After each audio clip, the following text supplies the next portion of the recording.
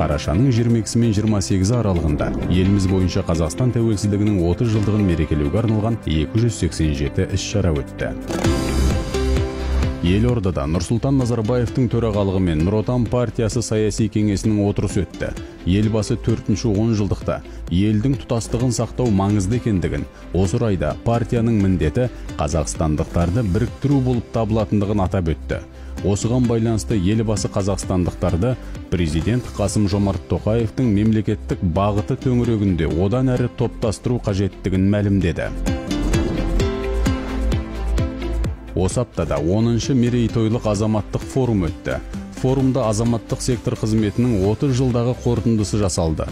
Қазақстан президенті форум қатысушыларына арналған құттықтау сөзінде үкіметтік емес ұйымдар мен мемлекеттік органдардың өзара ынтымақтастығы, халық үніне құлақ асатын мемлекет құруда маңызды рөл атқаратынын атап өтті. Осы аптада сондай-ақ халықаралық парламенттік конференция өтті.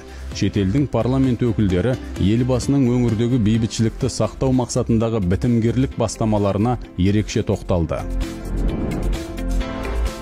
Елордада тәуелсіздік ұрпақтары форумында егемендік жастары уақыт криптокапсуласы арқылы болашақ ұрпаққа үндеу жолдады. Капсула Қазақстан тәуелсіздігінің 50 жылдығына ашылады. Форумда сондай-ақ дарын мемлекеттік жастар сыйлығының лауреаттарының есімдері белгілі болды. Ел жастары Қазақстанның 4-ші 10 жылдықтағы даму перспективаларын өңірлік форумдарда талқылауда. Осы аптада мұндай форум Өскеменде өтті. Халық бірлігі еліміздің табысты дамуының негізі деді Шығыс Қазақстан жастары. Сонымен бірге осы аптада Қостанай облысында өткен ғылыми конференцияда 30 жылдық кезеңдегі тәуелсіздік пен өңір жетістіктері талқыланды.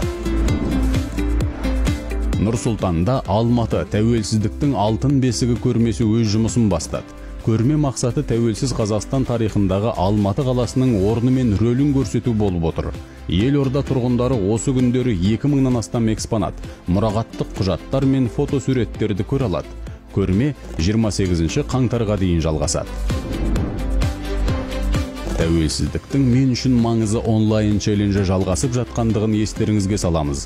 Бүгінге дейін 7000-нан астам қазақстандық азамат әлеуметтік желіде тәуелсіз елде тұрудың қандай екені туралы оқиғалармен бөлісті.